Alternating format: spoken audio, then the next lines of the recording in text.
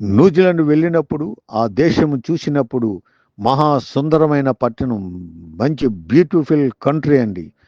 మరి ఆ కంట్రీలో మరి గొప్ప అద్భుతాలను మనం చూడగలం. ఆక్లాండ్ నుండి 250 కిలోమీటర్ దూరంలో రోటరోవా అనే ప్రాంతం ఉంది. ఆ ప్రాంతంలో భూమి అడుగు భాగం నుండి అగ్ని పర్వతాలు, వేడి, వాల్కనోస్, గ్యాస్, సల్ఫర్ గ్యాస్ ఇవన్నీ కూడా భూమి అడుగు భాగం నుంచి పైకి వస్తుందండి. భూమి నుండి పొగ, ఈ పొగ వంట గ్యాస్ కాదండి, ఒక్క వంట పొగ కాదు, కట్టెలు కాలే పొగ కాదు, ఇల్లు కాలే పొగ కాదు. భూమి నుండి ఆవిరి, సల్ఫర్ గ్యాస్ ఇవన్నీ కూడా భూమి లోపల నుంచి వస్తుంది. భూమి పైన సస్యశ్యామలముగా ఉంటుంది. మంచి పొలాలు, మంచి అందమైన ఫల వృక్షాలు కూడా ఉంటున్నాయి. కానీ భూమి నుండి నీళ్లు మరుగుతూ బయటకు వస్తుంది. ఒక పక్క నీళ్లు స్వచ్ఛమైనగా దొరుకుతుంది. రోడ్లు, గృహాలు దగ్గర గ్యాస్ ఇవన్నీ కూడా బయటికి మరి వస్తుంది. రాళ్ళు పట్టుకుంటే భూమిలో నుంచి వేడి ఆ ఒక వస్తుందండి. ఆకులాండ్లోని 53 వాల్కనోస్ ఉన్నాయి. సముద్ర అడుగు భాగం నుండి 400 వాల్కనోస్ ఉన్నాయి. భూమి అడుగు భాగం నుండి పర్వతాలు పేలి రోడ్లపై వచ్చి అనేక వాహనాలు కాలిపోయి మనుషులు మరణించారని మనకు తెలుస్తుంది. భూమి నుండి వేడి, ఆవిరి, పొగ, లావ మరుగుచున్నది. ఇక్కడ ఎంత భయంకరముగా ఉంటే మరి పాతాళంలో మహాభయంకరం. అగ్ని ఆరదు, పురుగు చావదు. యేసు ప్రభు ముందే చెప్పాడు. ఆదికాండం 1:29 యోబు గ్రంథం 28:5 భూమి నుండి ఆహారం పుట్టును, దాని లోపల భాగము అగ్నిమయం ఉండును. యెషయా గ్రంథం 5:14 అందుచేతనే పాతాళం గొప్ప ఆశ పెట్టుకొని అపరిమితముగా తన నోరు తెరచుచున్నది.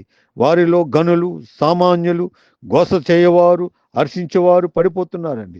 సంఖ్యాకాండం 16:32 యోబు గ్రంథం 24:19 అనావృష్టి చేతను, ఉష్ణము చేతను మంచినీళ్ళు ఎగసిపోవున్నట్లు పాతాళం పాపం చేసిన వారందరినీ కూడా పట్టుకుంటుందండి.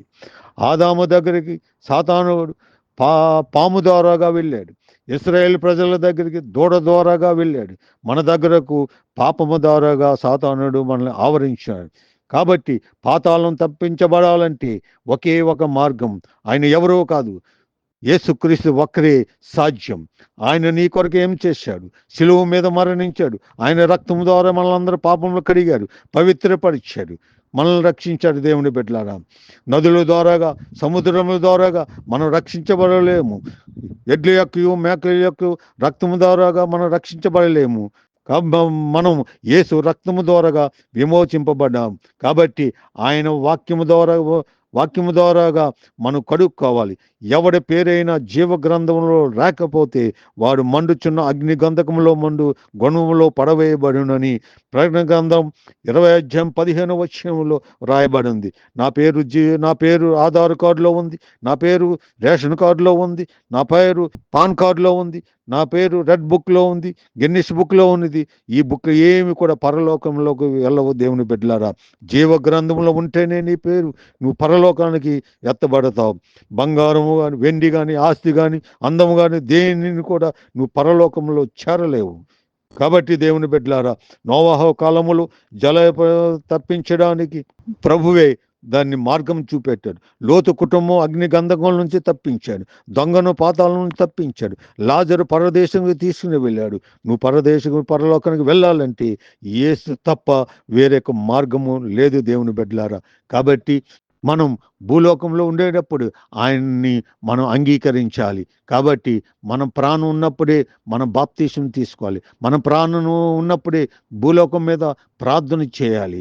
కాబట్టి దేవుని బిడ్డలారా, ధనవంతుడు మరి పాతాళములో వేదన పడుచున్నాడు. అలా కాకుండా లాజర్లాగా నెమ్మది పొందినట్లయితే మనం పరలోకానికి యేసు ప్రభువే ఒకే ఒక మార్గం. నేనే మార్గమును, సత్యమును, జీవమును, నా ద్వారా తప్ప ఎవడు పరలోకానికి చేరడని ప్రభు ఖండితముగా చెప్పున్నాడు. కాబట్టి యేసు ప్రభువును నీ సొంత రక్షకుడిగా అంగీకరించి ఆయన్ని ద్వారాగా నీవు వెళ్ళినట్లయితే పరలోకం నీకు దక్కుతుంది. God bless you.